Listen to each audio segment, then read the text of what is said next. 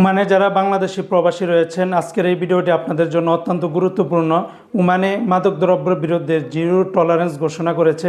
প্রতিনিয়তই ওমানে মাদকদ্রব্যের বিরুদ্ধে চিরুনি অভিযান চালায়।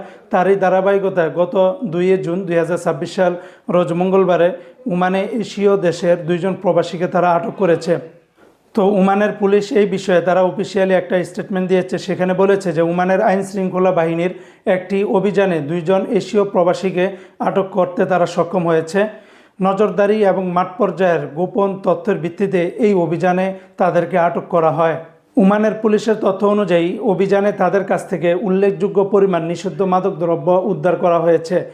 তদন্তকারীরা আরও জানিয়েছে যে জব্দ করা কিছু মাদকদ্রব্য গোপন করার উদ্দেশ্যে বিশেষভাবে তারা প্রক্রিয়াজাত করার চেষ্টাও করা হয়েছিল বলে প্রাথমিকভাবে ধারণা করেছে তদন্তকারী বাহিনী। ওমানের পুলিশ জানিয়েছে ওমানের মাদকদ্রব্যের যে আইন রয়েছে সেই অনুযায়ী তাদের বিচার করা হবে। তো বন্ধুরা, যারা আমাদের বাংলাদেশি প্রবাসী রয়েছেন, আপনারাও অনেকে হয়তোবা এই সমস্ত মাদকদ্রব্যের সাথে জড়িত আছেন বা যে যেখানে আছেন, আপনারা সদা সর্বদা ওমানের নিয়মকানুন মেনে চলার চেষ্টা করবেন আর এগুলোর থেকে অন্তত দূরে থাকবেন।